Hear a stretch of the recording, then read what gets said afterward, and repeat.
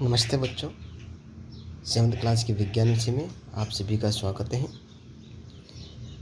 हम lesson number 2 के बारे में बात कर रहे थे। सजीवों में पोषण किस प्रकार से होता है। इसमें से कुछ बिंदु के बारे में पहले भी पढ़ चुके हैं कि इसमें किस प्रकार से जो है यहाँ पर पोषण होता है। जंतुओं में पोषण की प्रक्रिया किस प्रकार से होती है उसके बारे में अध्ययन कर चुके हैं। अब हम बात करेंगे यहाँ पर जो जानवर हैं वो किस प्रकार से इनमें पोषण की प्रक्रिया संपन्न होती है। तो यहाँ पर जो जानवर आपको दिखाई दे रहा है ये एक प्रकार से घास को खा रहा है।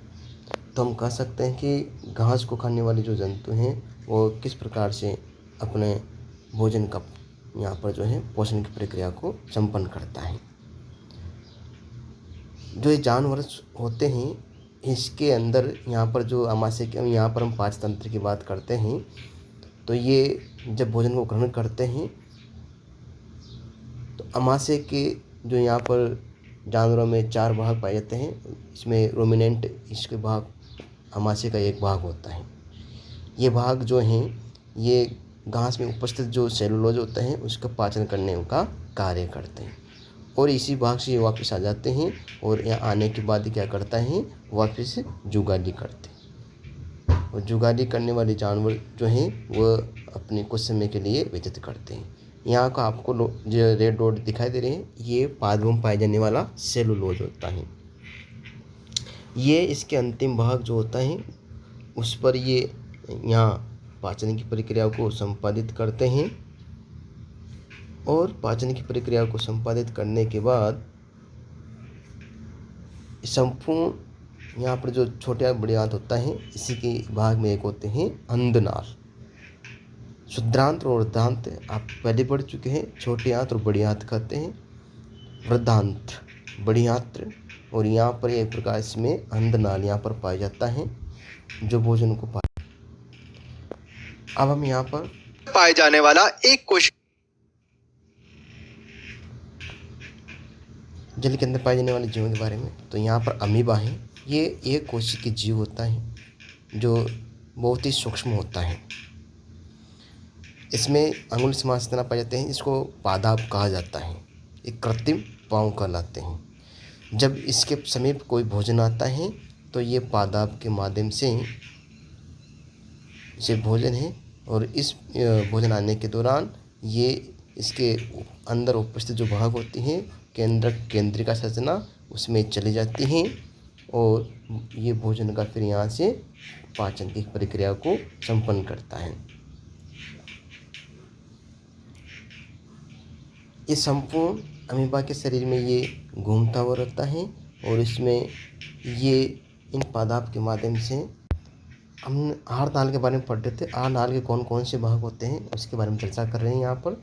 तो इस आहार नाल के कौन कौन से भाग आप देख रहे हैं। मुख्य ग्रहिका ग्रास नली, मुख्य ग्रहिका यानी ग्रास नली का, आमाशय, शुद्रांत यानी छोटी आंत, वृद्धांत बड़ी आंत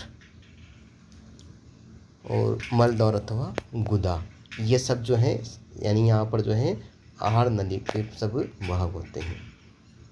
अलग अलग जो भोजन अंतःकरण वाली विधियाँ अलग अलग होती हैं।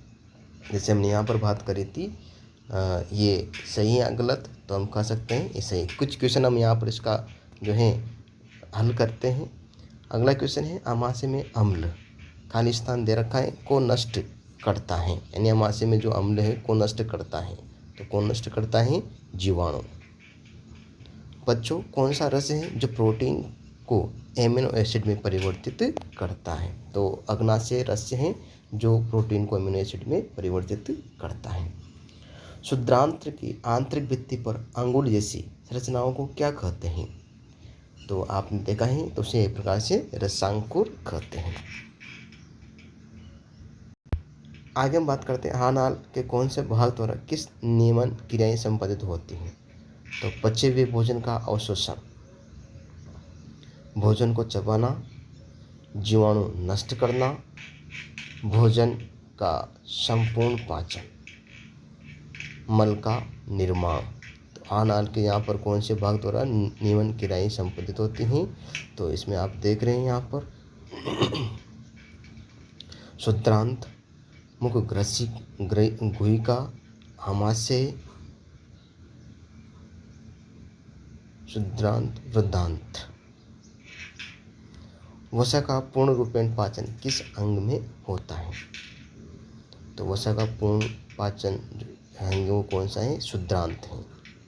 जल का अवशोषण मुख्यतः किस अंग द्वारा होता है? वो है, तो जल का अवशोषण के बारे में पढ़ चुके हैं, तो वृद्धांत में ही ये पाचन की प्रक्रिया संपन्न कर रहे हैं। जो पाचन तंत्र का भाग आपको दिखाई दे रहा है इस डायग्राम के माध्यम से, संपूर्ण इसमें जो भाग आपको दिखाई दे रहे हैं, तो ये भाग कौन से हैं? जैसे 1 भाग, 2 भाग, 3, तो एक भाग कौन सा है? ये है आमाशय वाला भाग। आपको चित्र में स्पष्ट रूप से डायग्राम दिखाई दे रहा है। दूसरा भाग है शुद्रांत और तीसरा भाग कौन सा है इसमें? वृद्धांत, छोटी आंत और बड़ी आंत। तो ये जो है आहार के सबसे इस प्रकार से ये लेसन हमने पढ़ा है। इसके क्वेश्चन आंसर आप सभी को करने हुए हैं और अपने जो हैं कॉपी में पूरा करके इसको बताना भी है। आगे हम अगले लेसन की बात करेंगे। सभी को धन्यवाद।